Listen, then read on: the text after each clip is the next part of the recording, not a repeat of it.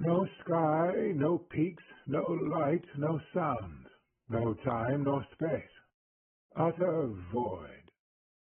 Then, somewhere, the beginning of a pallor, and with it a faint throbbing buzz, as of a ghostly violoncello palpitating on the same note endlessly. A couple of ghostly violins presently take advantage of this bass, and therewith the pallor reveals a man in the void, an incorporeal but visible man, seated, absurdly enough, on nothing. For a moment he raises his head as the music passes him by. Then, with a heavy sigh, he droops in utter dejection, and the violins, discouraged, retrace their melody in despair, and at last give it up, extinguished by wailings from uncanny wind instruments. It is all very odd. One recognizes the Mozartian strain, and on this hint, and by the aid of certain sparkles of violet light in the pallor, the man's costume explains itself as that of a Spanish nobleman of the 15th to 16th century. Don Juan, of course. But where? Why? How? Another pallor in the void, this time not violet, but a disagreeable smoky yellow. With it, the whisper of a ghostly clarionet, turning this tune into infinite sadness. The yellowish pallor moves. There is an old crone wandering in the wild, bent and toothless, draped, as well as one can guess, in the coarse brown frock of some religious order. She wanders and wanders in her slow, hopeless way, much as a wasp flies in its rapid, busy way, until she blunders against a thing she seeks, companionship. With a sob of relief, the poor old creature clutches at the presence of the man, and addresses him in her dry, unlovely voice, which can still express pride and resolution, as well as suffering. "Excuse me, but I am so lonely, and this place is so awful." "A newcomer?" "Yes. I suppose I died this morning. I confess I had extreme unction. I was in bed with my family about me and my eyes fixed on the cross. Then it grew dark, and when the light came back, it was this light by which I walk, seeing nothing. I have wandered for hours in horrible loneliness. Ah, you have not yet lost the sense of time. One soon does in eternity. Where are we? In hell. Hell? I in hell? How dare you? Why not, Senora? You do not know to whom you are speaking. I am a lady and a faithful daughter of the church.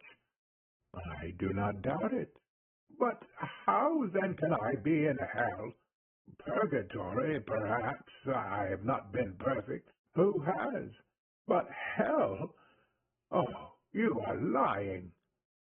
Hell, Signora, I assure you, hell at its best, that is, its most solitary, though perhaps you would prefer company. But I have sincerely repented. I have confessed. How much? More sins than I really committed. I loved confession. Ah, that is perhaps as bad as confessing too little. At all events, Signora, whether by oversight or intention, you are certainly damned, like myself, and there is nothing for it now but to make the best of it. Ah, and I might have been so much wickeder. All my good deeds wasted. It is unjust. No, you were fully and clearly warned. For your bad deeds, vicarious atonement, mercy without justice. For your good deeds, justice without mercy. We have many good people here. Were you a good man? I was a murderer. A murderer? Oh, how dare they send me to herd with murderers? I was not as bad as that. I was a good woman. There is some mistake. Where can I have it set right? I do not know whether mistakes can be corrected here. Probably they will not admit a mistake, even if they have made one. But whom can I ask? I should ask the devil, Senora. He understands the ways of this place, which is more than I ever could. The devil? I speak to the devil? In hell, Senora, the devil is the leader of the best society. I tell you, wretch, I know I am not in hell. How do you know? Because I feel no pain. Oh, then there is no mistake. You are intentionally damned. Why do you say that? Because hell, Senora, is a place for the wicked. The wicked are quite comfortable in it. It was made for them. You tell me you feel no pain. I conclude you are one of those for whom hell exists. Do you feel no pain? I am not one of the wicked, Senora. Therefore it bores me beyond description, beyond belief. Not one of the wicked? You said you were a murderer. Only a duel. I ran my sword through an old man who was trying to run his through me. If you were a gentleman, that was not a murder. The old man called it murder because he was, he said, defending his daughter's honor. By this he meant that because I foolishly fell in love with her and told her so, she screamed, and he tried to assassinate me after calling me insulting names. You were like all men, libertines and murderers all. And yet we meet here, dear lady. Listen to me. My father was slain by just such a wretch as you, in just such a duel, for just such a cause. I screamed. It was my duty. My father drew on my assailant. His honor demanded it. He fell. That was the reward of honor. I am here. In hell, you tell me that is the reward of duty. Is there justice in heaven? No, but there is justice in hell. Heaven is far above such idle human personalities. You will be welcome in hell, Senora. Hell is the home of honor, duty, justice, and the rest of the 7 deadly virtues. All the wickedness on earth was done in their name. Where else but in hell should they have their reward? Have I not told you that the truly damned are those who are happy in hell?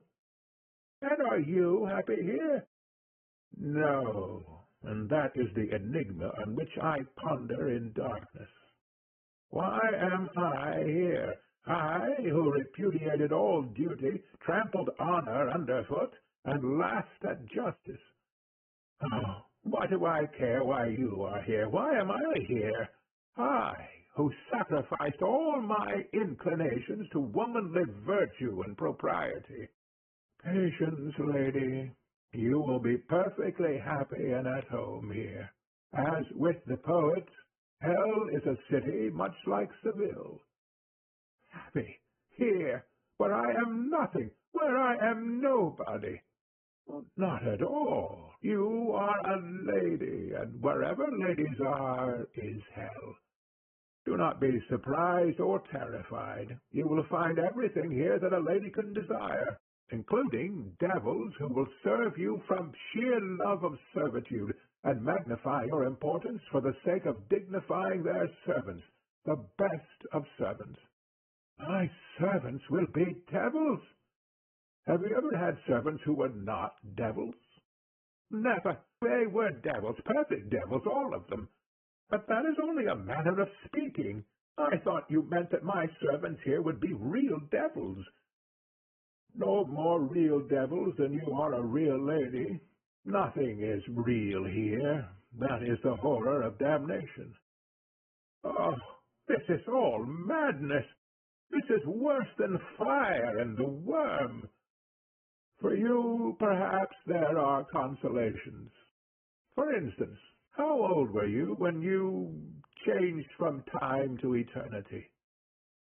Do not ask me how old I was, as if I were a thing of the past. I am 77. A ripe age, Signora, but in hell old age is not tolerated. It is too real. Here we worship love and beauty. Our souls being entirely damned, we cultivate our hearts. As a lady of 77, you would not have a single acquaintance in hell. How can I help my age, man? You forget that you have left your age behind you in the realm of time. You are no more 77 than you are 7 or 17 or 27. Nonsense! Consider, Senora, was not this true even when you lived on earth? When you were 70, were you really older underneath your wrinkles and your gray hairs than when you were 30? No, younger. At 30 I was a fool. But of what use is it to feel younger and look older? You see, Senora, the look was only an illusion. Your wrinkles lied, just as the plump, smooth skin of many a stupid girl of 17, with heavy spirits and decrepit ideas, lies about her age. Well, here we have no bodies. We see each other as bodies only because we learned to think about one another under that aspect when we were alive, and we still think that way, knowing no other. But we can appear to one another at what age we choose. You have but to will any of your old looks back, and back they will come. It cannot be true. Try. 17. Stop. Before you decide, I had better tell you that these things are a matter of fashion. Occasionally we have a rage for 17, but it does not last long. Just at present, the fashionable age is 40, or say 37. But there are signs of a change. If you were at all good-looking at 27, I should suggest your trying that and setting a new fashion. I do not believe a word you are saying. However, 27 be it. Whisk, the old woman becomes a young one. Donna Anna de Ulloa. What? You know me? And you forget me. I cannot see your face. Don Juan Tenorio. Monster, you who slew my father, even here you pursue me. I protest I do not pursue you. Allow me to withdraw. You shall not leave me alone in this dreadful place, provided my staying be not interpreted as pursuit. You may well wonder how I can endure your presence. My dear, dear father. Would you like to see him? My father here? No, he is in heaven. I knew it. My noble father. He is looking down on us now. Oh, what must he feel to see his daughter in this place and in conversation with his murderer? By the way, if we should meet him, how can we meet him? He is in heaven. He condescends to look in upon us here from time to time. Heaven bores him. So let me warn you that if you meet him, he will be mortally offended if you speak of me as his murderer. He maintains that he was a much better swordsman than I, and that if his foot had not slipped, he would have killed me. No doubt he is right. I was not a good fencer. I never dispute the point, so we are excellent friends. It is no dishonor to a soldier to be proud of his skill in arms. You would rather not meet him, probably. How dare you say that? Oh, well, that is the usual feeling here. You may remember that on earth, though of course we'd never confessed it, the death of anyone we knew, even those we liked best, was always mingled with a certain satisfaction at being finally done with them. Monster! Never! Never! I see you recognize the feeling. Yes, a funeral was always a festivity in black, especially the funeral of a relative. At all events, family ties are rarely kept up here. Your father is quite accustomed to this. He will not expect any devotion from you. Wretch! I wore mourning for him all my life. Yes, and it became you. But a life of mourning is one thing, an eternity of it quite another. Besides, here you are as dead as he. Can anything be more ridiculous than one dead person mourning for another? Do not look shocked, my dear Anna, and do not be alarmed. There is plenty of humbug in hell. Indeed, there is hardly anything else. But the humbug of death and age and change is dropped, because here we are all dead and all eternal. You will pick up our ways soon. And will all the men call me dear Anna? No, that was a slip of tongue. I beg your pardon. Juan, did you really love me when you behaved so disgracefully to me? Oh, I beg you not to begin talking about love. Here they talk of nothing else but love, its beauty, its holiness, its spirituality, its devil knows what. Excuse me, but it does so bore me. They don't know what they're talking about. I do.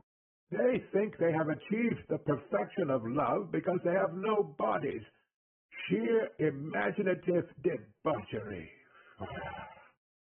Has even death failed to refine your soul, Juan? Has the terrible judgment of which my father's statue was the minister taught you no reverence? How is that very flattering statue, by the way? Does it still come to supper with naughty people and cast them into this bottomless pit? It has been a great expense to me. The boys in the monastery school would not let it alone. The mischievous ones broke it, and the studious ones wrote their names on it. 3 new noses in 2 years, and fingers without end. I had to leave it to its fate at last, and now I fear it is shockingly mutilated. My poor father. Hush! Listen! Ah, Mozart's statue music. It is your father. You had better disappear until I prepare him. From the void comes a living statue of white marble, designed to represent a majestic old man. But he waves his majesty with infinite grace, walks with a feather-like step, and makes every wrinkle in his war-worn visage brim over with holiday joyousness. To his sculptor he owes a perfectly trained figure, which he carries erect and trim, and the ends of his mustache curl up, elastic as watch springs, giving him an air which, but for its Spanish dignity, would be called jaunty. He is on the pleasantest terms with Don Juan. Ah, here you are, my friend. Why don't you learn to sing the splendid music Mozart has written for you? Unluckily, he has written it for a bass voice. Mine is a countertenor. Well, have you repented yet? I have too much consideration for you to repent, Don Gonzalo. If I did, you would have no excuse for coming from heaven to argue with me. True. Remain obdurate, my boy. I wish I had killed you, as I should have done but for an accident. Then I should have come here, and you would have had a statue and a reputation for piety to live up to. Any news? Yes, your daughter is dead. My daughter? Oh, the one you were taken with.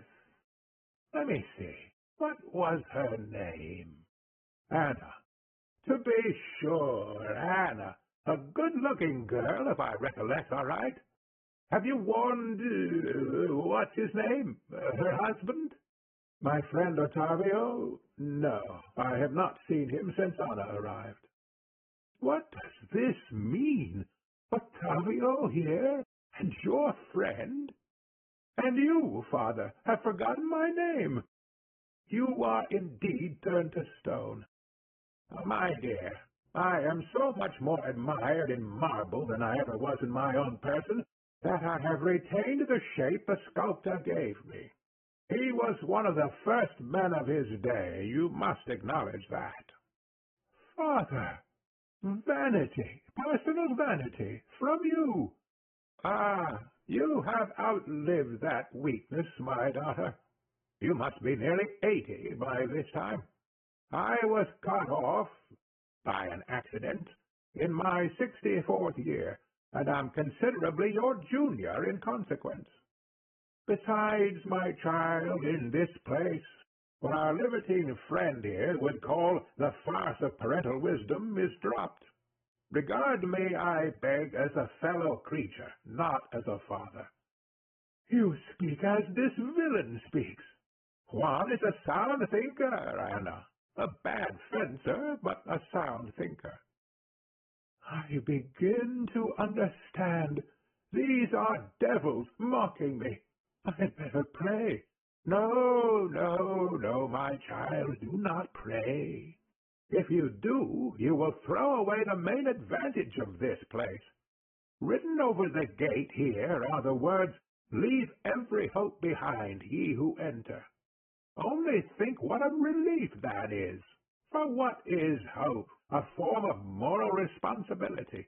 Here there is no hope, and consequently no duty, no work, nothing to be gained by praying, nothing to be lost by doing what you like. Hell, in short, is a place where you have nothing to do but amuse yourself. You sigh, friend Juan, but if you dwelt in heaven as I do, you would realize your advantages. You are in good spirits today, Commander. You are positively brilliant. What is the matter? I have come to a momentous decision, my boy. But first, where is our friend, the devil? I must consult him in the matter, and Anna would like to make his acquaintance, no doubt. You are preparing some torment for me. Oh, that is superstition, Anna. Reassure yourself.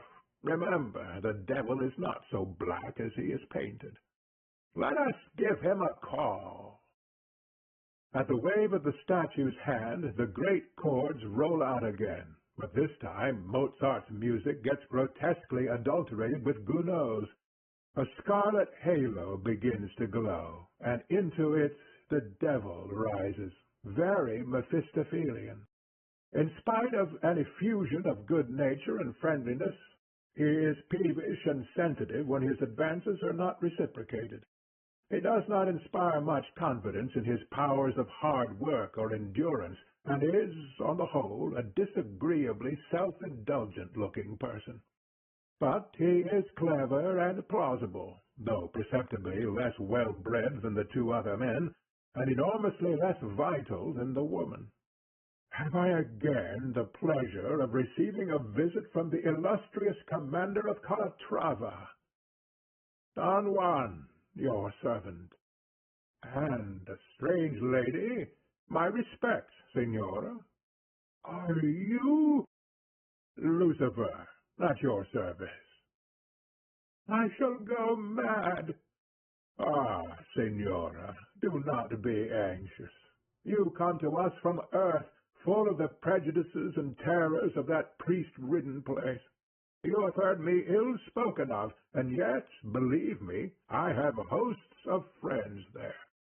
Yes, you reign in their hearts. You flatter me, Signora, but you are mistaken. It is true that the world cannot get on without me, but it never gives me credit for that. In its heart, it mistrusts and hates me. Its sympathies are all with misery, with poverty, with starvation of the body and of the heart.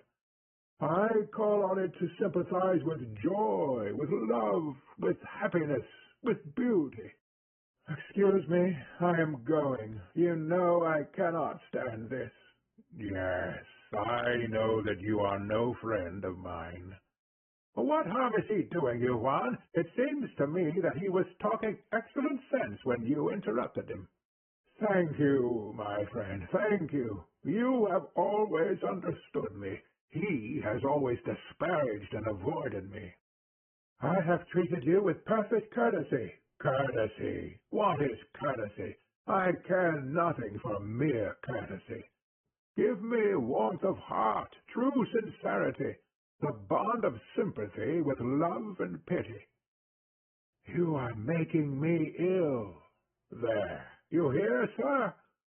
Oh, by what irony of fate was this cold, selfish egotist sent to my kingdom, and you taken to the icy mansions of the sky? I can't complain. I was a hypocrite, and it served me right to be sent to heaven. Why, sir, do you not join us and leave a sphere for which your temperament is too sympathetic, your heart too warm, your capacity for enjoyment too generous? I have this day resolved to do so. In the future, excellent son of the morning, I am yours. I have left heaven forever. Ah, what an honor for me! What a triumph for our cause! Thank you, thank you. And now, my friend, I may call you so at last, could you not persuade him to take the place you have left vacant above? I cannot conscientiously recommend anybody with whom I am on friendly terms to deliberately make himself dull and uncomfortable. Of course not, but are you sure he would be uncomfortable? Of course, you know best. You brought him here originally, and we had the greatest hopes of him.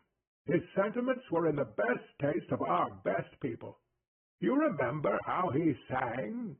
Viva la femmine, viva il bon vivo, sostegna gloria de manita. Precisely. Well, he never sings for us now. Do you complain of that? Hell is full of musical amateurs. Music is the brandy of the damned. May not one lost soul be permitted to abstain? You dare blaspheme against the sublimest of the arts. You talk like a hysterical woman fawning on a fiddler. I am not angry. I merely pity you. You have no soul, and you are unconscious of all that you lose. Now you, Senor Commander, are a born musician. How well you sing! Mozart would be delighted, if he were still here, but he moped and went to heaven. Curious how these clever men, whom you would have supposed born to be popular here, have turned out social failures, like Don Juan. I am really very sorry to be a social failure. Not that we don't admire your intellect, you know, we do. But I look at the matter from your own point of view. You don't get on with us. The place doesn't suit you. The truth is, you have, I won't say no heart, for we know that beneath all your affected cynicism you have a warm one. Don't, please don't. Well, you've no capacity for enjoyment. Will that satisfy you? It is a somewhat less insufferable form of cant than the other, but if you'll allow me, I'll take refuge, as usual, in solitude. Why not take refuge in heaven? That's the proper place for you. Come, Senora, could you not persuade him for his own good to try a change of air? But can he go to heaven if he wants to? What's to prevent him? Can anybody? Can I go to heaven if I want to? Certainly, if your taste lies that way. But why doesn't everybody go to heaven then? I can tell you that, my dear. It's because heaven is the most angelically dull place in all creation. That's why. His Excellency the Commander puts it with military bluntness, but the strain of living in heaven is intolerable. There is a notion that I was turned out of it, but as a matter of fact, nothing could have induced me to stay there. I simply left and organized this place. I don't wonder at it. Nobody could stand an eternity of heaven. Oh, it suits some people. Let us be just, Commander. It is a question of temperament. I don't admire the heavenly temperament. I don't understand it. I don't know that I particularly want to understand it. But it takes all sorts to make a universe. There is no accounting for tastes. There are people who like it. I think Don Juan would like it. But, pardon my frankness, could you really go back there if you desire to? Or are the grapes sour? Back there? I often go back there. Have you never read the book of Job? Have you any canonical authority for assuming that there is any barrier between our circle and the other one? But surely that is a great gulf fixed. Dear lady, a parable must not be taken literally. The gulf is the difference between the angelic and the diabolic temperament. What more impassable gulf could you have? Think of what you have seen on earth. There is no physical gulf between the philosopher's classroom and the bull ring, but the bullfighters do not come to the classroom for all that. Have you ever been in the country where I have the largest following, England? There they have great race courses, but also concert rooms where they play the classical compositions of His Excellency's friend Mozart. Those who go to the race courses can stay away from them and go to the classical concerts instead if they like. There is no law against it, for Englishmen never will be slaves. They are free to do whatever the government and the public opinion allows them to do. And the classical concert is admitted to be a higher, more cultivated, poetic, intellectual, ennobling place than the race course. But do the lovers of racing desert their sport and flock to the concert room? Not they. They would suffer there all the weariness the commander has suffered in heaven. There is the great gulf of the parable between the two places. A mere physical gulf they could bridge. Or at least I could bridge it for them. The earth is full of devil's bridges. But the gulf of dislike is impassable and eternal.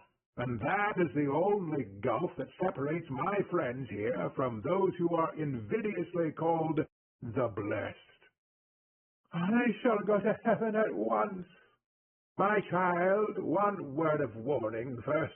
Let me complete my friend Lucifer's similitude of the classical concert. At every one of those concerts in England you will find rows of weary people who are there not because they really like classical music, but because they think they ought to like it. Well, there is the same thing in heaven.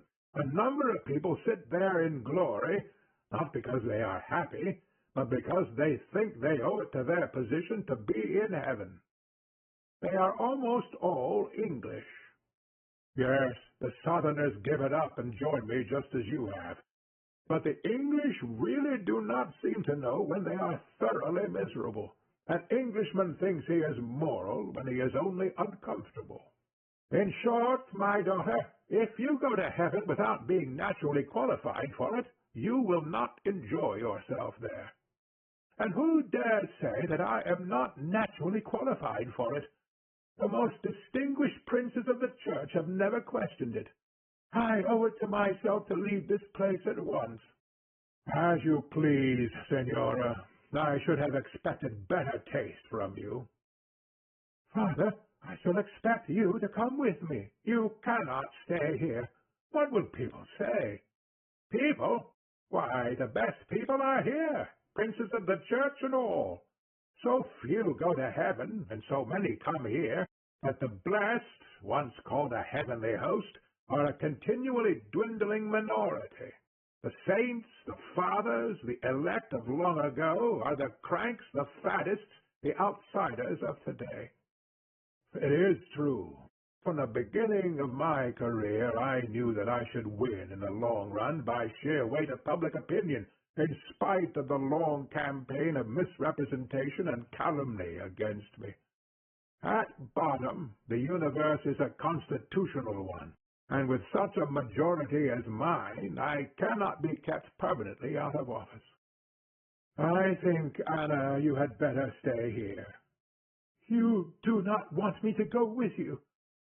Surely you do not want to enter heaven in the company of a reprobate like me? All souls are equally precious. You repent, do you not? My dear Anna, you are silly. Do you suppose heaven is like earth, where people persuade themselves that what is done can be undone by repentance, that what is spoken can be unspoken by withdrawing it, that what is true can be annihilated by a general agreement to give it the lie? No, heaven is the home of the masters of reality. That is why I am going hither. Thank you. I am going to heaven for happiness. I have had quite enough of reality on earth. Then you must stay here, for hell is the home of the unreal and of the seekers of happiness. It is the only refuge from heaven, which is, as I tell you, the home of the masters of reality, and from earth, which is the home of the slaves of reality. The earth is a nursery in which men and women play at being heroes and heroines, saints and sinners. But they are dragged down from their fool's paradise by their bodies. Hunger and cold and thirst, age and decay and disease, death above all, make them slaves of reality. Thrice a day meals must be eaten and digested. Thrice a century a new generation must be engendered. Ages of faith, of romance, and of science are all driven at last to have but one prayer: make me a healthy animal.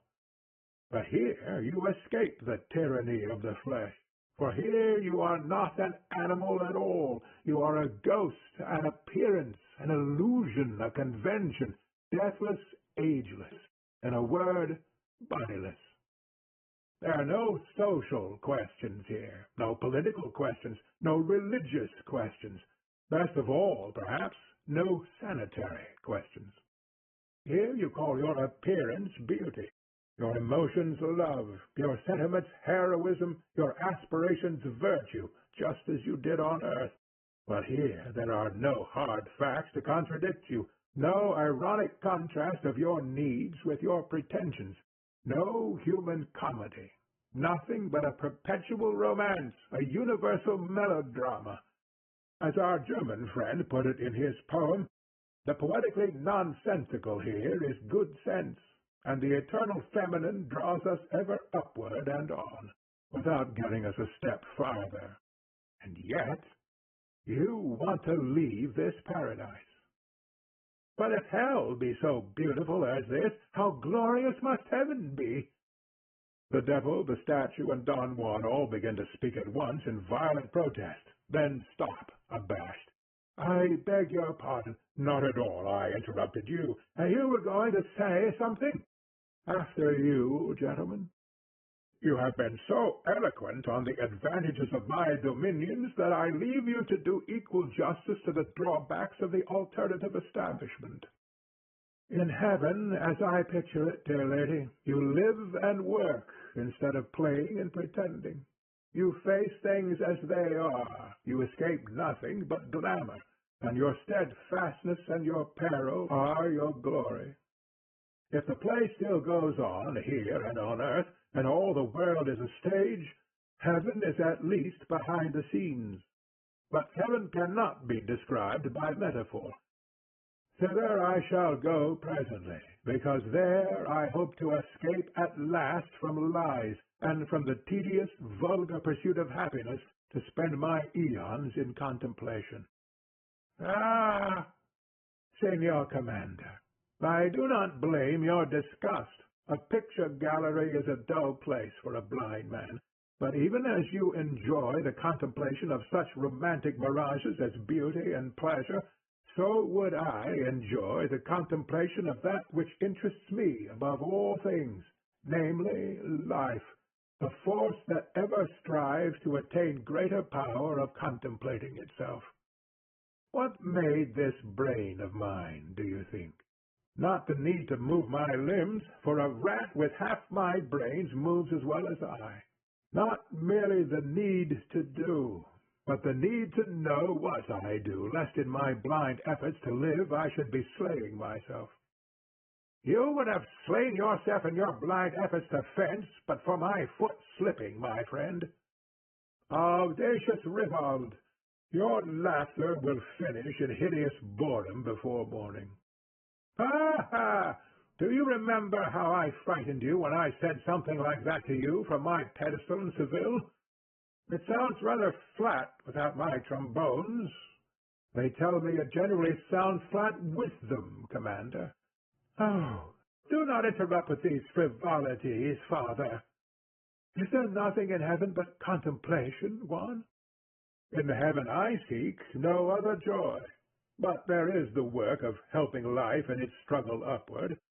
Think of how it wastes and scatters itself, how it raises up obstacles to itself and destroys itself in its ignorance and blindness. It needs a brain, this irresistible force, lest in its ignorance it should resist itself. What a piece of work is man, says the poet. Yes, but what a blunderer! Here is the highest miracle of organization yet attained by life, the most intensely alive thing that exists, the most conscious of all the organisms, and yet how wretched are his brains! Stupidly made sordid and cruel by the realities learnt from toil and poverty, imagination resolves to starve sooner than face these realities, piling up illusions to hide them, and calling itself cleverness, genius, and each accusing the other of its own defect. Stupidity accusing imagination of folly, and imagination accusing stupidity of ignorance, whereas, alas, stupidity has all the knowledge, and imagination all the intelligence. And a pretty kettle of fish they make of it between them. Did I not say, when I was arranging that affair of Faust's, that all man's reason has done for him is to make him beastlier than any beast? One splendid body is worth the brains of 100 dyspeptic, flatulent philosophers. You forget that brainless magnificence of body has been tried. Things immeasurably greater than man in every respect but brain have existed and perished. The megatherium, the ichthyosaurus, have paced the earth with 7-league steps and hidden the day with cloud-vast wings. Where are they now? Fossils in museums, and so few and imperfect at that a knuckle bone or a tooth of one of them is prized beyond the lives of 1,000 soldiers. These things lived and wanted to live, but for lack of brains they did not know how to carry out their purpose, and so destroyed themselves. And is man any the less destroying himself for all this boasted brain of his? Have you walked up and down the earth lately? I have, and I have examined man's wonderful inventions. And I tell you that in the arts of life man invents nothing, but in the arts of death he outdoes nature herself, and produces by chemistry and machinery all the slaughter of plague, pestilence, and famine. The peasant I tempt today eats and drinks what was eaten and drunk by the peasants of 10,000 years ago, and the house he lives in has not altered as much in 1,000 centuries as the fashion of a lady's bonnet in a score of weeks. But when he goes out to slay, he carries a marvel of mechanism that lets loose at the touch of his finger all the hidden molecular energies and leaves the javelin, the arrow, the blowpipe of his fathers far behind. In the arts of peace, man is a bungler. I have seen his cotton factories and the like with machinery that a greedy dog could have invented if it wanted money instead of food. I know his clumsy typewriters and bungling locomotives and tedious bicycles. They are toys compared to the Maxim gun, the submarine torpedo boat. There is nothing in man's industrial machinery but his greed and sloth. His heart is in his weapons. This marvelous force of life of which you boast is a force of death. Man measures his strength by his destructiveness. What is his religion? An excuse for hating me. What is his law? An excuse for hanging you. What is his morality, gentility? An excuse for consuming without producing. What is his art? An excuse for gloating over pictures of slaughter. What are his politics? Either the worship of a despot because a despot can kill, or parliamentary cockfighting. I spent an evening lately in a certain celebrated legislature, and heard the pot lecturing the kettle for its blackness, and ministers answering questions. When I left, I chalked up on the door the old nursery saying, "Ask no questions and you will be told no lies." I bought a sixpenny family magazine and found it full of pictures of young men shooting and stabbing one another. I saw a man die. He was a London bricklayer's labourer with 7 children. He left £17 club money, and his wife spent it all on his funeral and went into the workhouse with the children next day. She would not have spent 7 pence on her children's schooling. The law had to force her to let them be taught gratuitously. But on death she spent all she had. Their imagination glows, their energies rise up at the idea of death, these people. They love it, and the more horrible it is, the more they enjoy it. Hell is a place far above their comprehension.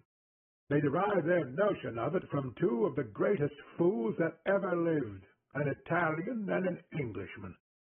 The Italian described it as a place of mud, frost, filth, fire, and venomous serpents, all torture. This ass, when he was not lying about me, was maundering about some woman whom he saw once in a street. The Englishman described me as being expelled from heaven by cannons and gunpowder, and to this day every Briton believes that the whole of his silly story is in the Bible. What else he says I do not know, for it is all in a long poem which neither I nor anybody else ever succeeded in wading through. It is the same in everything. The highest form of literature is the tragedy, a play in which everybody is murdered at the end. In the old chronicles you read of earthquakes and pestilences, and are told that these showed the power and majesty of God and the littleness of man. Nowadays the chronicles describe battles. In a battle, 2 bodies of men shoot at one another with bullets and explosive shells until one body runs away, when the others chase the fugitives on horseback and cut them to pieces as they fly. And this, the chronicle concludes, shows the greatness and majesty of empires and the littleness of the vanquished.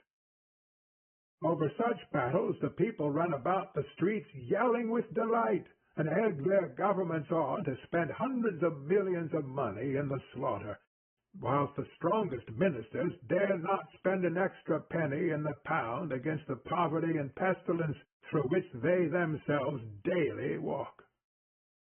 I could give you 1,000 instances, but they all come to the same thing. The power that governs the earth is not the power of life, but of death, and the inner need that has nerved life to the effort of organizing itself into the human being is not the need for higher life, but for a more efficient engine of destruction. The plague, the famine, the earthquake, the tempest were too spasmodic in their action. The tiger and crocodile were too easily satiated and not cruel enough. Something more constantly, more ruthlessly, more ingeniously destructive was needed, and that something was man, the inventor of the rack, the stake, the gallows, and the electrocutor, of the sword and gun, above all of justice, duty, patriotism, and all the other isms by which even those who are clever enough to be humanely disposed are persuaded to become the most destructive of all the destroyers. All this is old. Your weak side, my diabolic friend, is that you have always been a gull. You take man at his own valuation. Nothing would flatter him more than your opinion of him. He loves to think of himself as bold and bad. He is neither one nor the other. He is only a coward. Call him tyrant, murderer, pirate, bully, and he will adore you and swagger about with the consciousness of having the blood of the old sea kings in his veins. Call him liar and thief, and he will only take an action against you for libel. But call him coward, and he will go mad with rage. He will face death to outface the stinging truth. Man gives every reason for his conduct save one, every excuse for his crimes save one, every plea for his safety save one, and that one is his cowardice.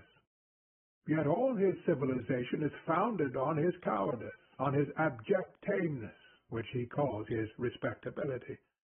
There are limits to what a mule or an ass will stand, but man will suffer himself to be degraded until his vileness becomes so loathsome to his oppressors that they themselves are forced to reform it. Precisely, and these are the creatures in whom you discover what you call a life force. Yes, for now comes the most surprising part of the whole business.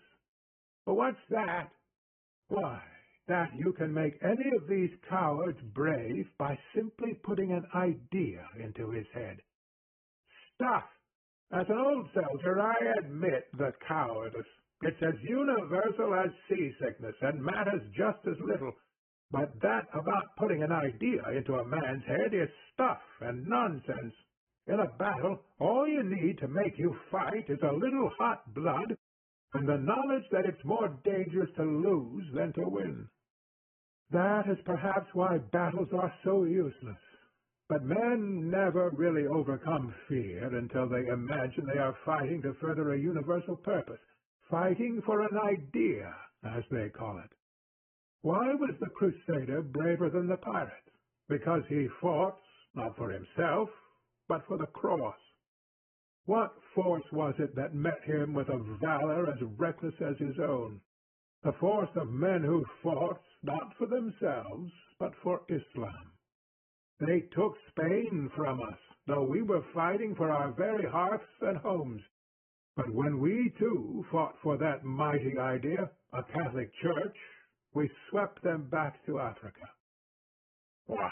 You, a Catholic, Senor Don Juan, a devotee? My congratulations. Come, come. As a soldier, I can listen to nothing against the Church.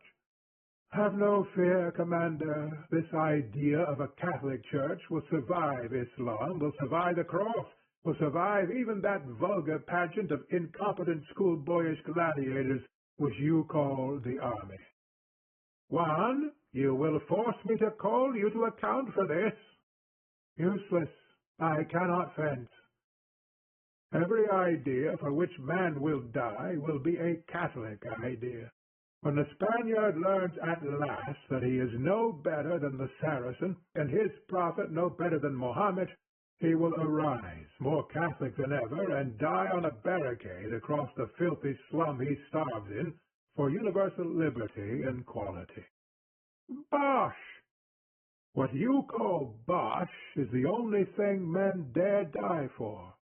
Later on, liberty will not be Catholic enough.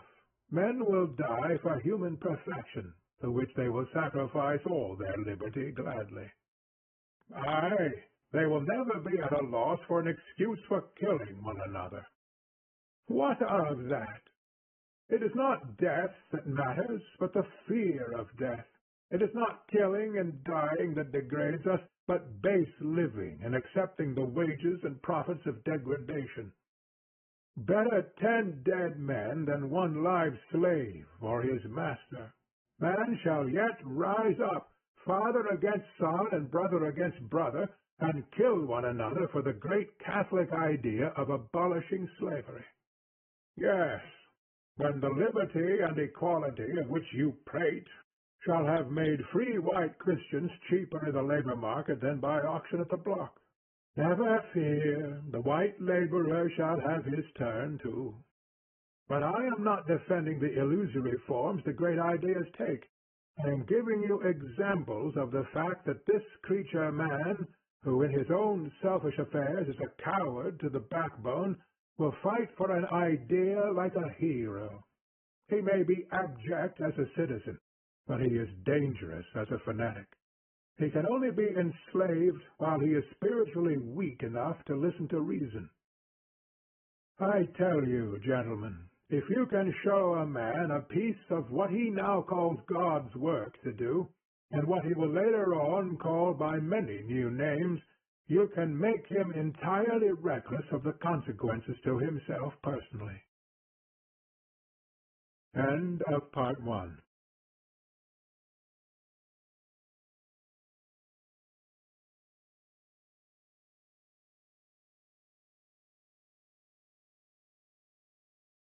Yes, he shirks all his responsibilities and leaves his wife to grapple with them.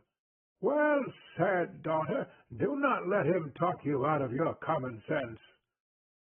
Alas, Senor Commander, now that we have got onto the subject of woman, he will talk more than ever.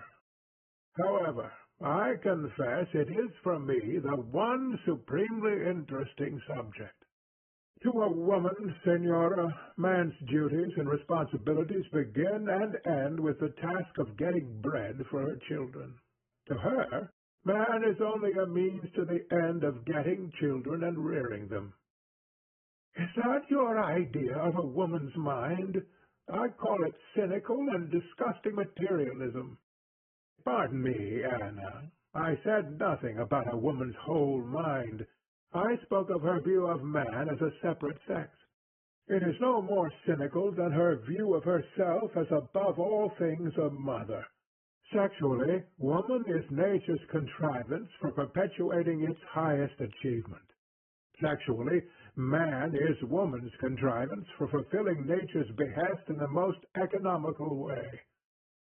She knows by instinct that far back in the evolutional process she invented him, differentiated him, created him in order to produce something better than the single-sexed process can produce. Whilst he fulfills the purpose for which she made him, he is welcome to his dreams, his follies, his ideals, his heroisms, provided that the keystone of them all is the worship of woman, of motherhood, of the family, of the hearth.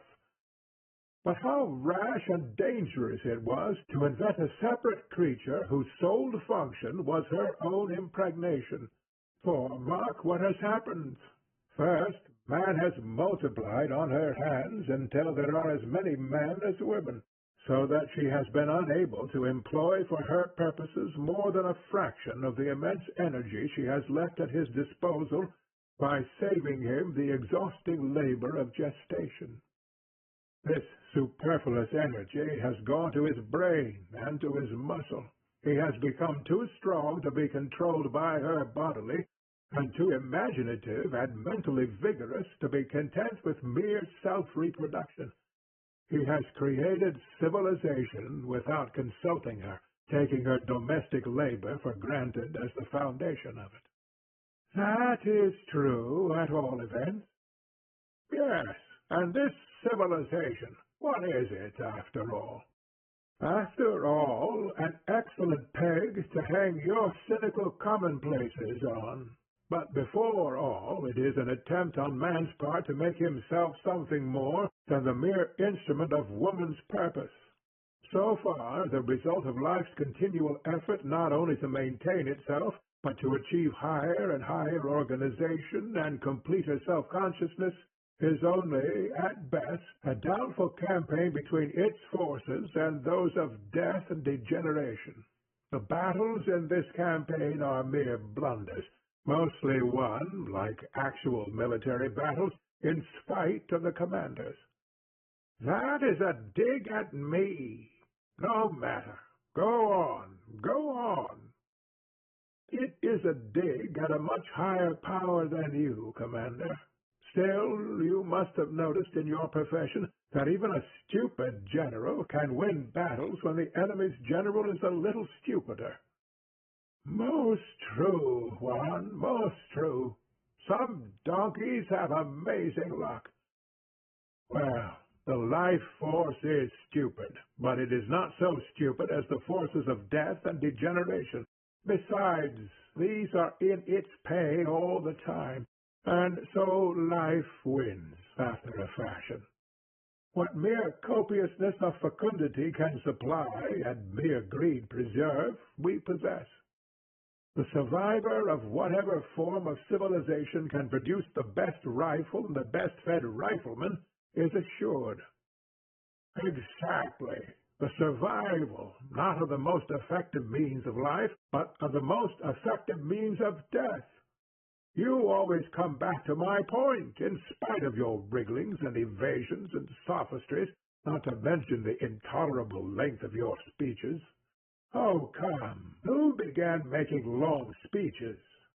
However, if I overtax your intellect, you can leave us and seek the society of love and beauty and the rest of your favorite boredoms.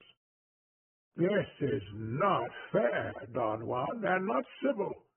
I am also on the intellectual plane. Nobody can appreciate it more than I do. I am arguing fairly with you, and I think utterly refuting you. Let us go on for another hour, if you like. Good. Let us. Not that I see any prospect of your coming to any point in particular, Juan. Still, since in this place, instead of merely killing time, we have to kill eternity, go ahead, by all means. My point, you marble-headed old masterpiece, is only a step ahead of you. Are we agreed that life is a force which has made innumerable experiments in organizing itself, that the mammoth and the man, the mouse and the megatherium, the flies and the fleas and the fathers of the church, are all more or less successful attempts to build up that raw force into higher and higher individuals, the ideal individual being omnipotent, omniscient, infallible, and withal completely, uneludedly self-conscious. In short, a god. I agree, for the sake of argument. I agree, for the sake of avoiding argument. I most emphatically disagree as regards the fathers of the Church, and I must beg you not to drag them into the argument. I did so purely for the sake of alliteration, Anna, and I shall make no further allusion to them. And now, since we are, with that exception, agreed so far, will you not agree with me further that life has not measured the success of its attempts at godhead by the beauty or bodily perfection of the result, since in both these respects the birds, as our friend Aristophanes long ago pointed out, are so extraordinarily superior, with their power of flight and their lovely plumage, and, may I add, the touching poetry of their loves and nestings, that it is inconceivable that life, having once produced them, should, if love and beauty were her object, start off on another line and labor at the clumsy elephant and the hideous ape whose grandchildren we are. Aristophanes was a heathen, and you, Juan, I'm afraid, are very little better. You conclude, then, that life was driving at clumsiness and ugliness? No. Perverse devil that you are, 1,000 times no. Life was driving at brains, at its darling object, an organ by which it can attain not only self-consciousness, but self-understanding. This is metaphysics, Juan. Why the devil should— I beg your pardon. Pray don't mention it. I have always regarded the use of my name to secure additional emphasis as a high compliment to me. It is quite at your service, Commander. Thank you. That's very good of you. Even in heaven I never quite got out of my old military habits of speech.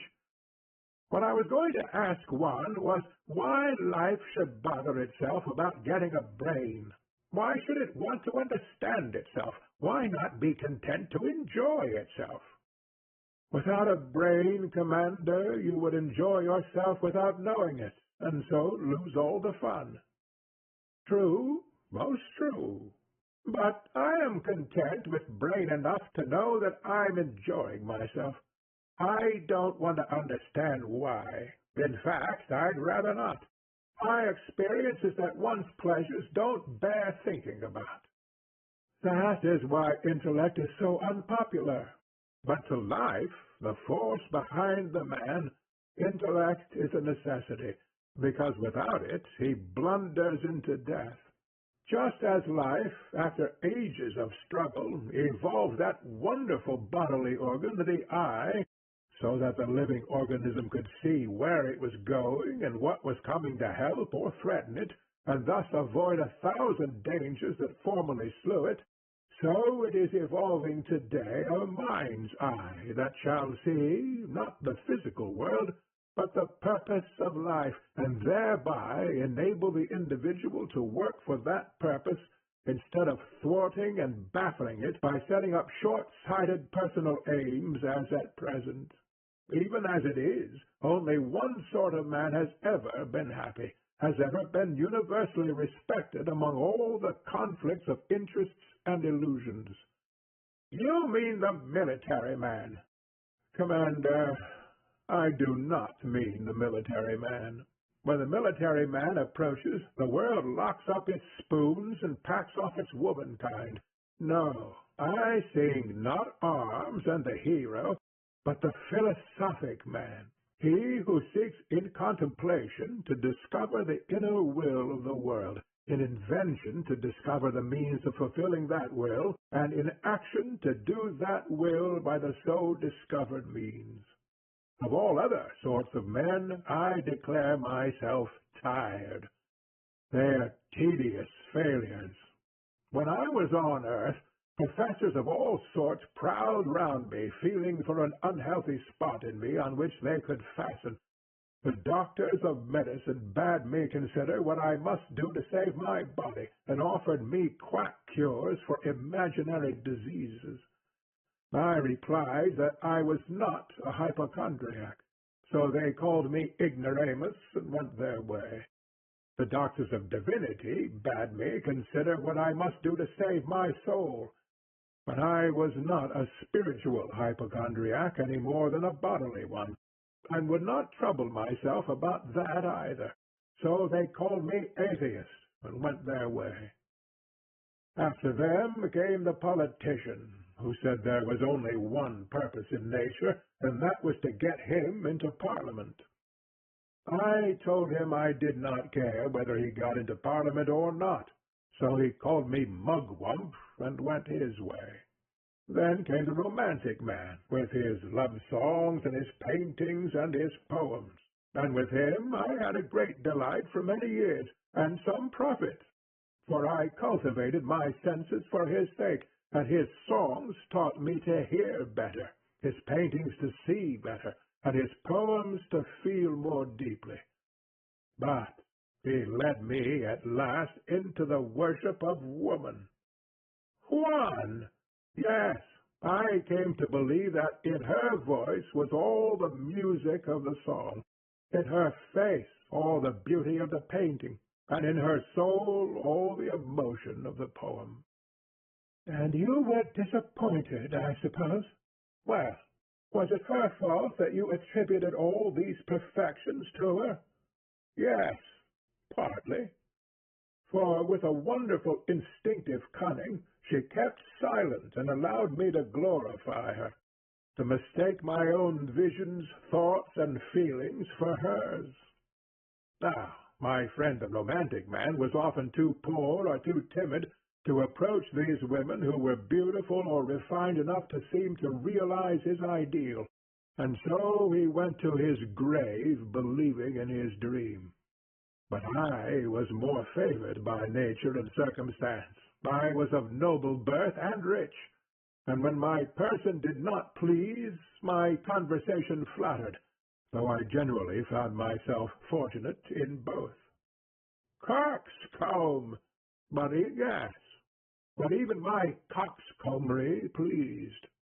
Well, I found that when I had touched a woman's imagination, she would allow me to persuade myself that she loved me, and when my suit was granted, she never said, "I am happy, my love is satisfied." She always said, first, "At last the barriers are down," and second, "When will you come again?" That is exactly what men say. I protest I never said it, but all women say it. Well, these two speeches always alarmed me, for the first meant that the lady's impulse had been solely to throw down my fortifications and gain my citadel, and the second openly announced that henceforth she regarded me as her property, and counted my time as already wholly at her disposal. That is where your want of heart came in. You shouldn't repeat what a woman says, Juan. It should be sacred to you. Still, they certainly do always say it. I never minded the barriers, but there was always a slight shock about the other, unless one was very hard hit indeed. Then the lady, who had been happy and idle enough before, became anxious, preoccupied with me, always intriguing, conspiring, pursuing, watching, waiting, bent wholly on making sure of her prey, I being the prey, you understand. Now, this was not what I had bargained for. It may have been very proper and very natural, but it was not music, painting, poetry, and joy incarnated in a beautiful woman. I ran away from it. I ran away from it very often. In fact, I became famous for running away from it. Infamous, you mean? I did not run away from you. Do you blame me for running away from the others? Nonsense, man. You are talking to a woman of 77 now. If you had had the chance, you would have run away from me, too, if I had let you. You would not have found it so easy with me as with some of the others. If men will not be faithful to their home and their duties, they must be made to be. I dare say you all want to marry lovely incarnations of music and painting and poetry. Well, you can't have them because they don't exist. If flesh and blood is not good enough for you, you must go without. That's all. Women have to put up with flesh and blood husbands, and little enough of that, too, sometimes, and you will have to put up with flesh and blood wives. The devil looks dubious. The statue makes a wry face. I see you don't like that, any of you, but it's true for all that. So if you don't like it, you can dump it. My dear lady, you have put my whole case against romance into a few sentences. That is just why I turned my back on the romantic man with the artist nature, as he called his infatuation.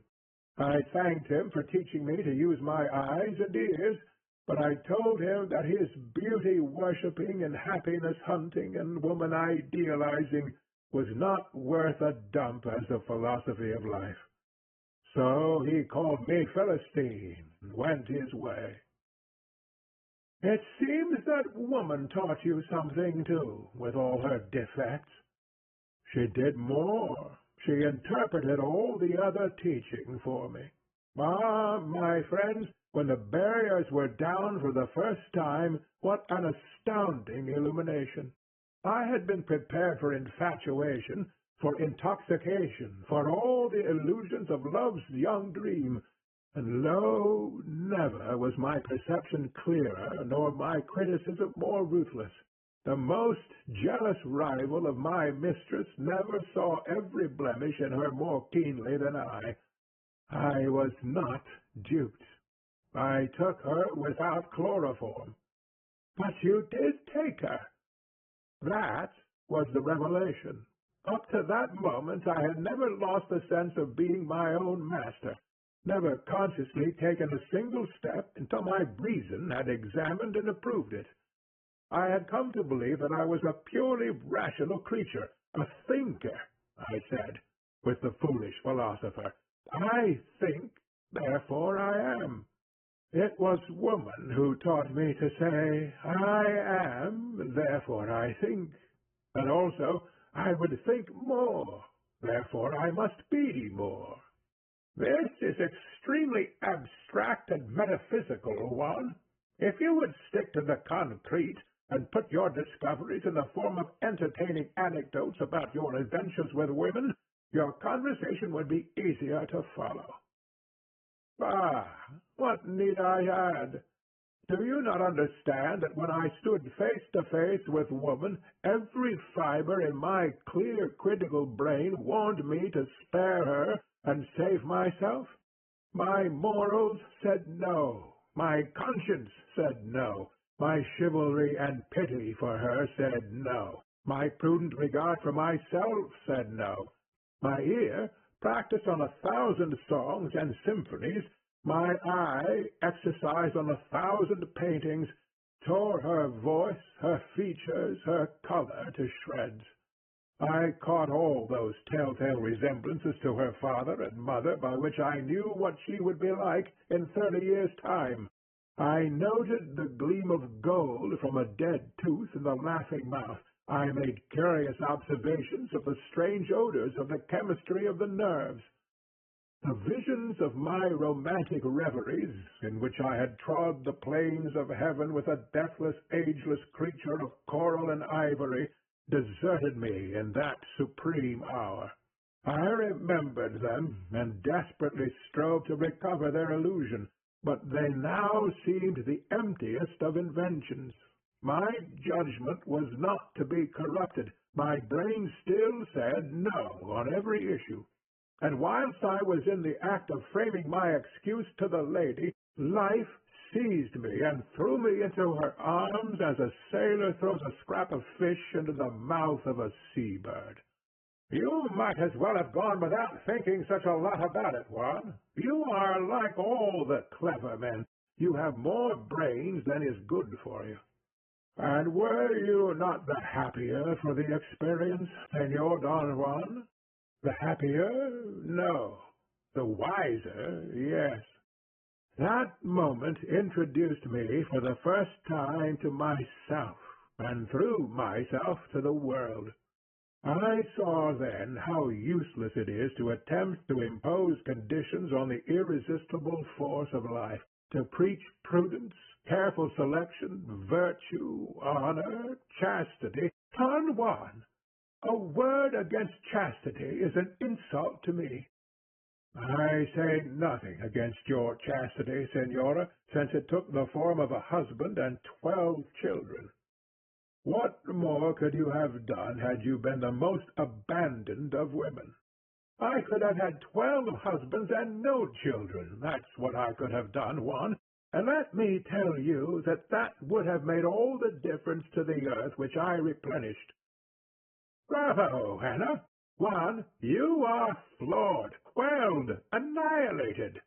No, for though that difference is the true essential difference, Donna Anna has, I admit, gone straight to the real point, yet it is not a difference of love or chastity or even constancy. For 12 children by 12 different husbands would have replenished the earth perhaps more effectively.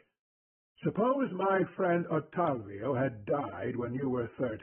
You would never have remained a widow. You were too beautiful. Suppose the successor of Ottavio had died when you were 40. You would still have been irresistible, and a woman who marries twice marries 3 times if she becomes free to do so. 12 lawful children born by one highly respectable lady to 3 different fathers is not impossible, nor condemned by public opinion. That such a lady may be more law-abiding than the poor girl whom we used to spurn into the gutter for bearing one unlawful infant is no doubt true. But dare you say she is less self-indulgent? She is less virtuous. That is enough for me. In that case, what is virtue but the trade unionism of the married? Let us face the facts, dear Anna.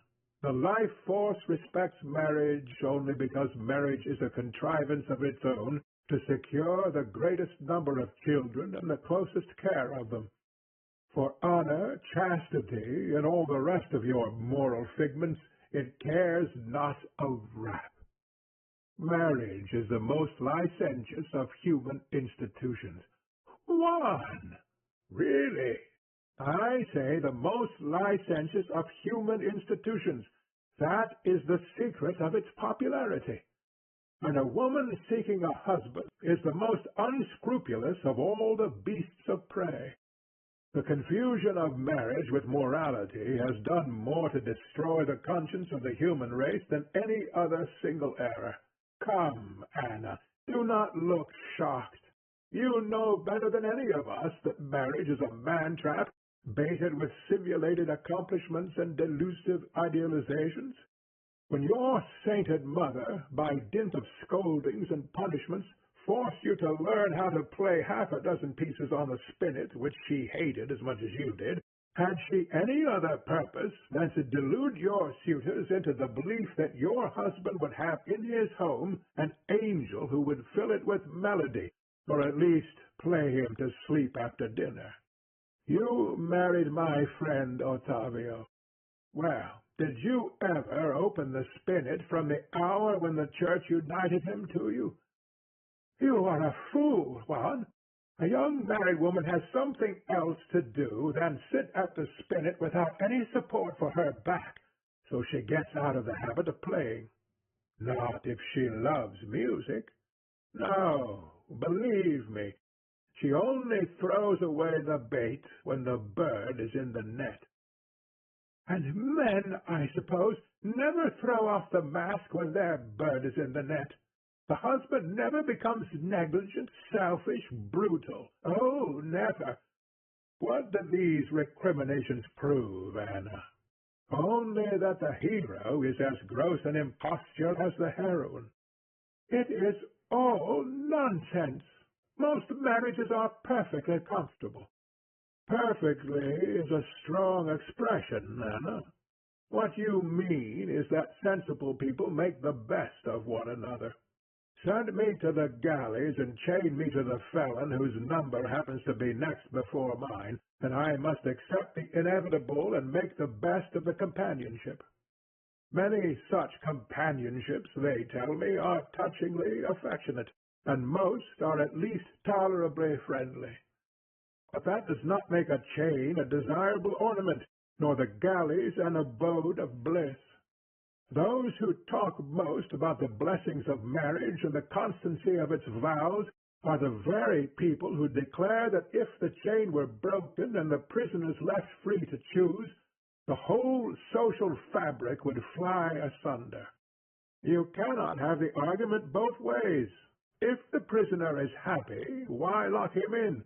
If he is not, why pretend that he is? At all events, let me take an old woman's privilege again and tell you flatly that marriage peoples the world and debauchery does not. How, if a time comes when this shall cease to be true? Do you not know that where there is a will there is a way? That whatever a man really wishes to do, he will finally discover a means of doing? Well, you have done your best, you virtuous ladies, and others of your way of thinking, to bend man's mind wholly towards honorable love as the highest good, and to understand by honorable love romance and beauty and happiness in the possession of beautiful, refined, delicate, affectionate women. You have taught women to value their own youth, health, shapeliness, and refinement above all things. Well, what place have squalling babies and household cares in this exquisite paradise of the senses and emotions? Is it not the inevitable end of it all that human will shall say to the human brain, invent me a means by which I can have love, beauty, romance, emotion, passion, without their wretched penalties, their expenses, their worries, their trials, their illnesses and agonies and risks of death, their retinue of servants and nurses and doctors and schoolmasters. All this, Senor Don Juan, is realized here in my realm. Yes, at the cost of death. Man will not take it at that price. He demands the romantic delights of your hell whilst he is still on earth. Well, the means will be found. The brain will not fail when the will is in earnest. The day is coming when great nations will find their numbers dwindling from census to census, when the six-roomed villa will rise in price above the family mansion, when the viciously reckless poor and the stupidly pious rich will delay the extinction of the race only by degrading it, whilst the boldly prudent, the thriftily selfish and ambitious, the imaginative and poetic, the lovers of money and solid comfort, the worshippers of success, art, and of love, will all oppose to the force of life the device of sterility. That is all very eloquent, my young friend, but if you had lived in Anna's age, or even in mine, you would have learned that the people who get rid of the fear of poverty and children and all the other family troubles, and devote themselves to having a good time of it, only leave their minds free for the fear of old age and ugliness and impotence and death. The childless laborer is more tormented by his wife's idleness and her constant demands for amusement and distraction than he could be by 20 children. And his wife is more wretched than he. I have had my share of vanity, for as a young man I was admired by women, and as a statue I am praised by art critics. But I confess that had I found nothing to do in the world but wallow in these delights, I should have cut my throat. When I married Anna's mother, or perhaps, to be strictly correct, I should rather say when I at last gave in and allowed Anna's mother to marry me, I knew that I was planting thorns in my pillow, and that marriage for me, a swaggering young officer hitherto unvanquished, meant defeat and capture. Father, I am sorry to shock you, my love, but since one has stripped every rag of decency from the discussion, I may as well tell the frozen truth. I suppose I was one of the thorns. By no means. You were often a rose. You see, your mother had most of the trouble you gave.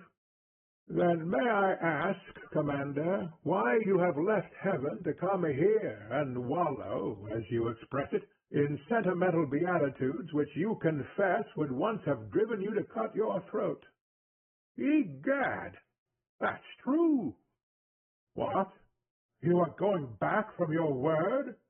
And all your philosophizing has been nothing but a mask for proselytizing.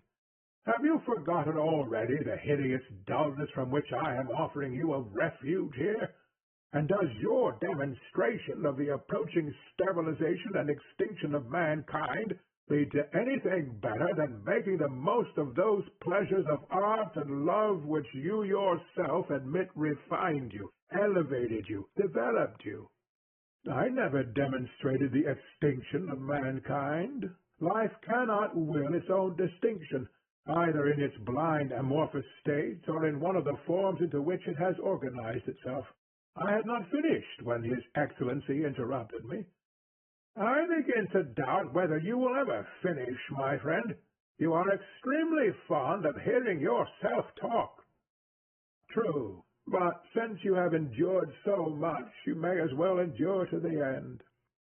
Long before this sterilization which I described becomes more than a clearly foreseen possibility, the reaction will begin.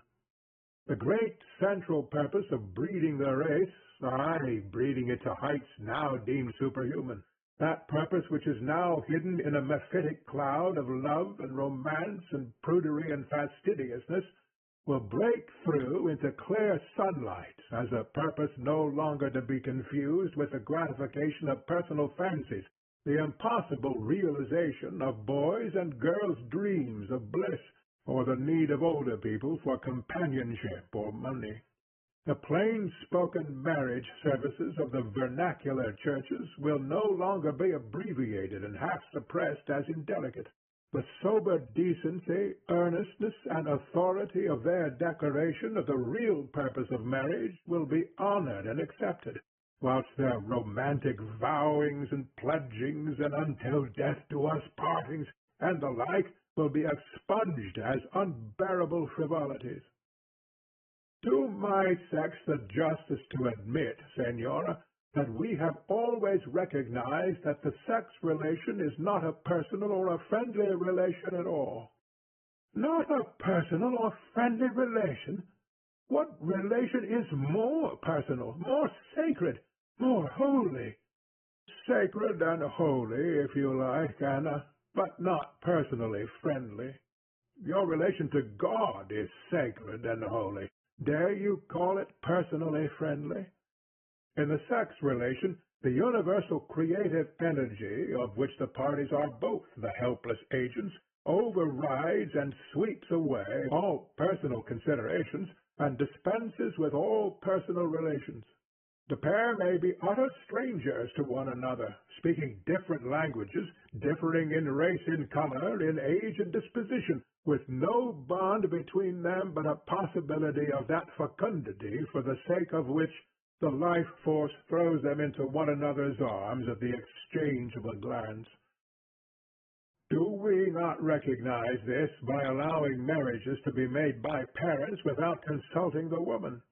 Have you not often expressed your disgust at the immorality of the English nation, in which women and men of noble birth become acquainted and court each other like peasants? And how much does even the peasant know of his bride, or she of him, before he engages himself? Why, you would not make a man your lawyer or your family doctor on so slight an acquaintance as you would fall in love with and marry him. Yes, Juan, we know the libertine's philosophy. Always ignore the consequences to the woman. The consequences, yes, they justify her fierce grip of the man, but surely you do not call that attachment a sentimental one. As well call the policeman's attachment to his prisoner a love relation. You see, you have to confess that marriage is necessary, though according to you, love is the slightest of all the relations. How do you know that it is not the greatest of all the relations? Far too great to be a personal matter. Could your father have served his country if he had refused to kill any enemy of Spain unless he personally hated him? Can a woman serve her country if she refuses to marry any man she does not personally love? You know it is not so.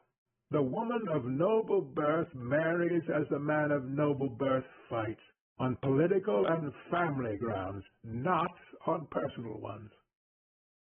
A very clever point, that, Juan.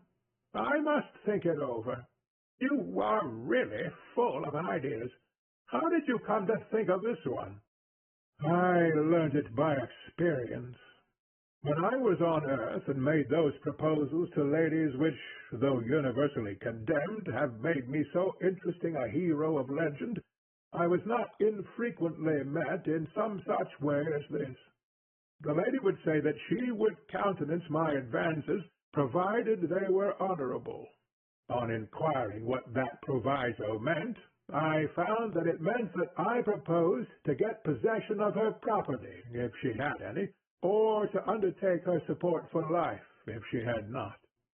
That I desired her continual companionship, counsel, and conversation to the end of my days, and would bind myself under penalties to be always enraptured by them, and above all, that I would turn my back on all other women forever for her sake. I did not object to these conditions because they were exorbitant and inhuman. It was their extraordinary irrelevance that prostrated me. I invariably replied with perfect frankness that I had never dreamt of any of these things, that unless the lady's character and intellect were equal or superior to my own, her conversation must degrade and her counsel mislead me, that her constant companionship might, for all I know, become intolerably tedious to me, that I could not answer for my feelings for a week in advance, much less to the end of my life, that to cut me off from all natural and unconstrained relations with the rest of my fellow creatures would narrow and warp me if I submitted to it, and if not, would bring me under the curse of clandestinity.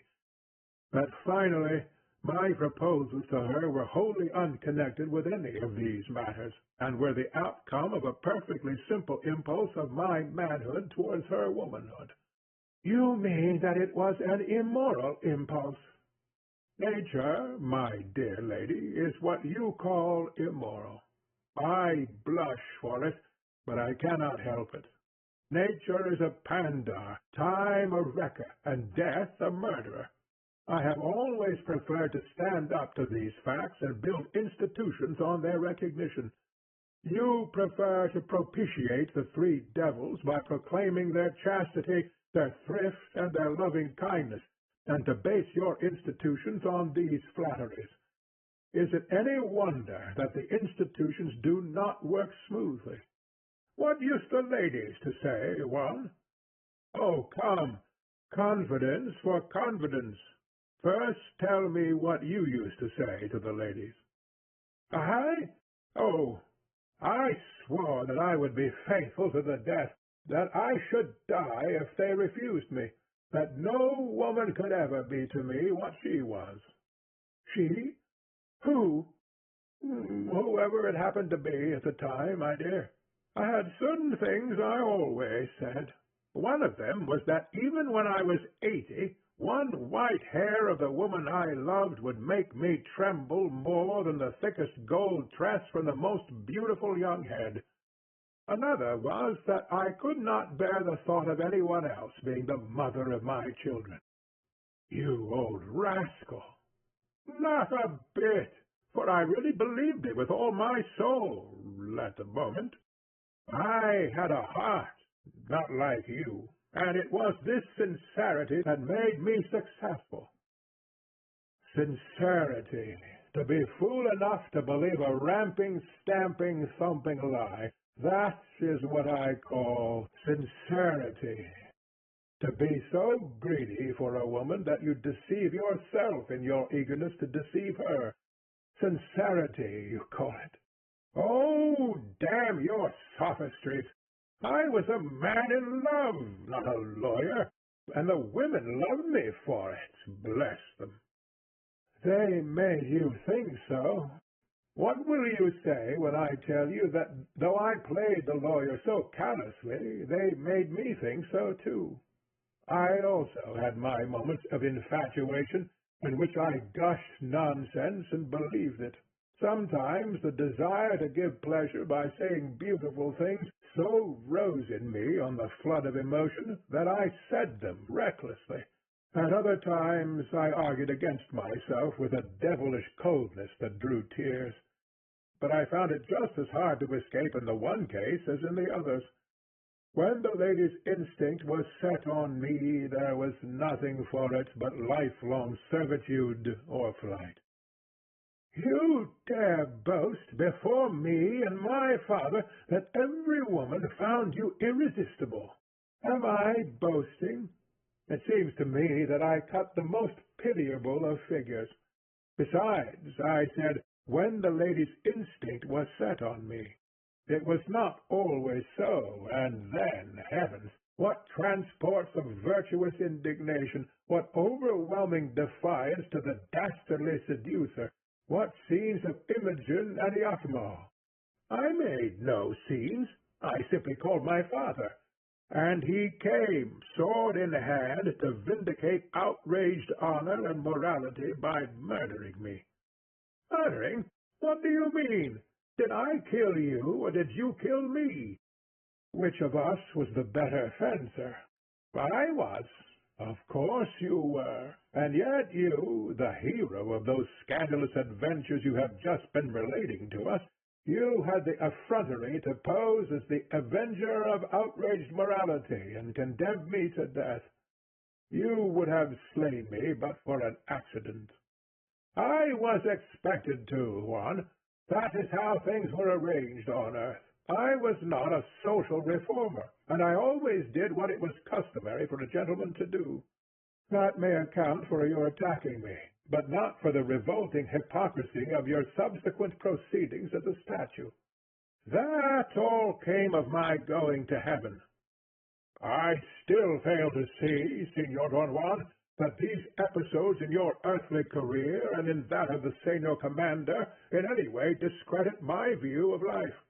Here, I repeat, you have all that you sought without anything that you shrank from. On the contrary, here I have everything that disappointed me without anything that I have not already tried and found wanting.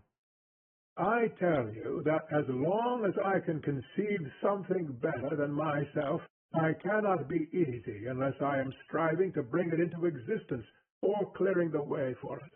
That is the law of my life. That is the working within me of life's incessant aspiration to higher organization, wider, deeper, intenser self-consciousness, and clearer self-understanding. It was the supremacy of this purpose that reduced love for me to the mere pleasure of a moment, art for me to the mere schooling of my faculties, religion for me to a mere excuse for laziness, since it had set up a God who looked at the world and saw that it was good, against the instinct in me that looked through my eyes at the world and saw that it could be improved. I tell you that in the pursuit of my own pleasure, my own health, my own fortune, I have never known happiness.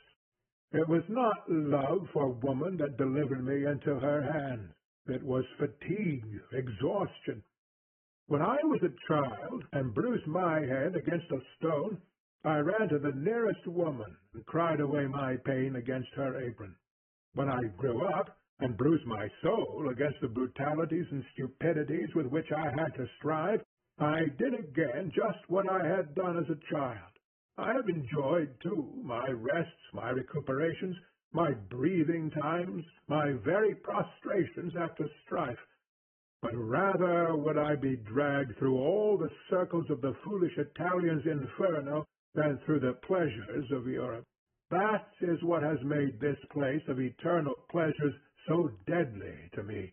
It is the absence of this instinct in you that makes you that strange monster called a devil. It is the success with which you have diverted the attention of men from the real purpose, which in one degree or another is the same as mine, to yours, that has earned you the name of the tempter. It is the fact that they are doing your will, or rather drifting with your want of will, instead of doing their own, that makes them the uncomfortable, false, restless, artificial, petulant, wretched creatures they are. Senor Don Juan, you are uncivil to my friends. Ah, why should I be civil to them or to you? In this palace of lies a truth or two will not hurt you. Your friends are all the dullest dogs I know. They are not beautiful. They are only decorated. They are not clean. They are only shaved and starched. They are not dignified. They are only fashionably dressed. They are not educated. They are only college passmen. They are not religious. They are only pew renters. They are not moral. They are only conventional. They are not virtuous. They are only cowardly. They are not even vicious. They are only frail. They are not artistic. They are only lascivious. They are not prosperous. They are only rich. They are not loyal. They are only servile. Not dutiful, only sheepish. Not public-spirited, only patriotic. Not courageous, only quarrelsome. Not determined, only obstinate. Not masterful, only domineering. Not self-controlled, only obtuse. Not self-respecting, only vain. Not kind, only sentimental. Not social, only gregarious. Not considerate, only polite. Not intelligent, only opinionated. Not progressive, only factious. Not imaginative, only superstitious. Not just, only vindictive. Not generous, only propitiatory. Not disciplined, only cowed. and not truthful at all, liars every one of them, to the very backbone of their souls. Your flow of words is simply amazing, Juan. How I wish I could have talked like that to my soldiers. It is mere talk, though. It has all been said before, but what change has it ever made? What notice has the world ever taken of it? Yes, it is mere talk. But why is it mere talk? Because, my friend, beauty, purity, respectability, religion, morality, art, patriotism, bravery, and the rest are nothing but words which I or anyone else can turn inside out like a glove. Were they realities, you would have to plead guilty to my indictment. But fortunately for your self-respect, my diabolical friend, they are not realities. As you say, they are mere words, useful for duping barbarians into adopting civilization, or the civilized poor into submitting to be robbed and enslaved. That is the family secret of the governing caste, and if we, who are of that caste, aimed at more life for the world instead of at more power and luxury for our miserable selves, that secret would make us great. Now, since I, being a nobleman, am in the secret too, think how tedious to me must be your unending cant about all these moralistic figments, and how squalidly disastrous your sacrifice of your lives to them. If you even believed in your moral game enough to play it fairly, it would be interesting to watch. But you don't. You cheat at every trick. And if your opponent out-cheats you, you upset the table and try to murder him. On earth there may be some truth in this, because the people are uneducated and cannot appreciate my religion of love and beauty. But here, oh yes, I know, here there is nothing but love and beauty. It is like sitting for all eternity at the first act of a fashionable play before the complications begin. Never in my worst moments of superstitious terror on earth did I dream that hell was so horrible. I live, like a hairdresser, in the continual contemplation of beauty, toying with silken tresses. I breathe an atmosphere of sweetness like a confectioner's shop boy. Commander, are there any beautiful women in heaven? None. Absolutely none. All dowdies. Not a penn'orth of jewelry among a dozen of them. They might be men of 50. I am impatient to get there. Is the word beauty ever mentioned, and are there any artistic people? I give you my word, they won't admire a fine statue even when it walks past them. I go. Don Juan, shall I be frank with you? Were you not so before? As far as I went, yes. But I will now go further and confess to you that men get tired of everything, of heaven no less than of hell, and that all history is nothing but a record of the oscillations of the world between these two extremes. An epoch is but a swing of the pendulum, and each generation thinks the world is progressing because it is always moving.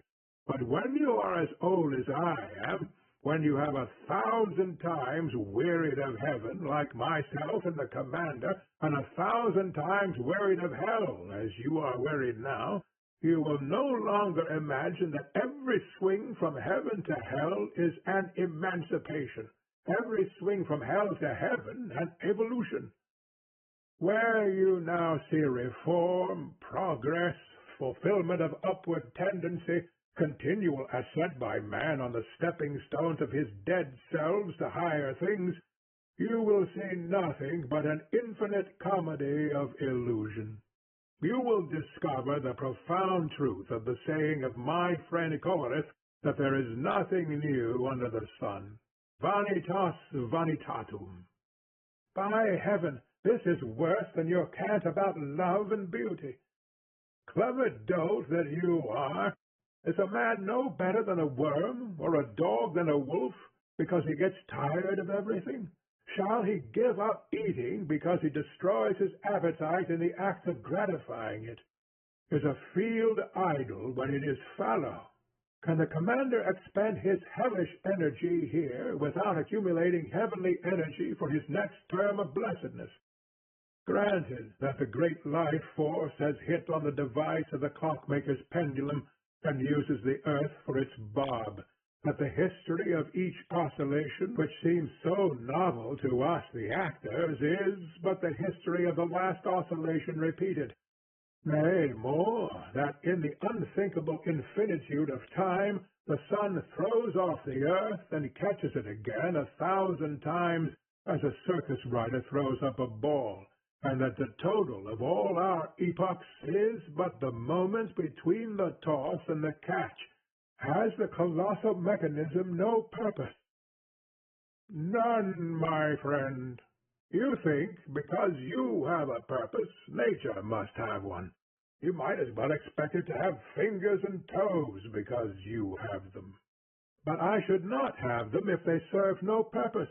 And I, my friend, am as much a part of nature as my own finger is a part of me.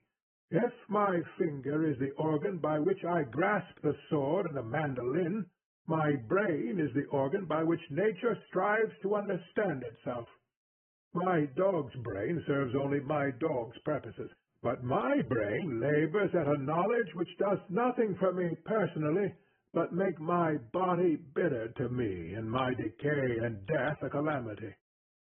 Were I not possessed with a purpose beyond my own, I had better be a plowman than a philosopher, for the plowman lives as long as the philosopher, eats more, sleeps better, and rejoices in the wife of his bosom with less misgiving. This is because the philosopher is in the grip of the life force.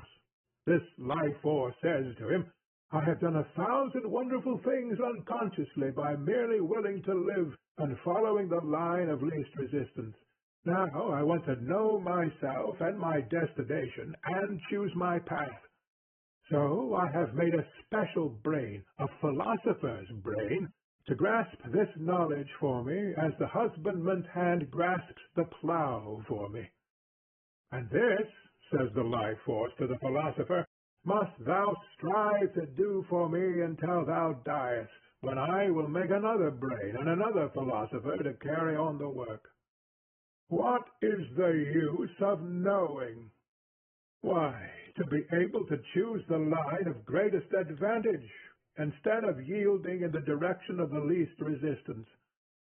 Does a ship sail to its destination no better than a log drift no whither? The philosopher is nature's pilot, and there you have our difference. To be in hell is to drift. To be in heaven is to steer. On the rocks, most likely.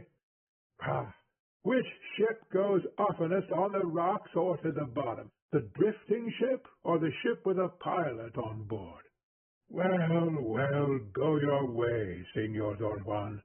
I prefer to be my own master and not the tool of any blundering universal force. I know that beauty is good to look at, that music is good to hear, that love is good to feel, and that they are all good to think about and talk about. I know that to be well exercised in these sensations, emotions, and studies is to be a refined and cultured being. Whatever they may say of me in churches on earth, I know that it is universally admitted in good society that the Prince of Darkness is a gentleman, and that is enough for me. As to your life force, which you think irresistible, it is the most resistible thing in the world for a person of any character.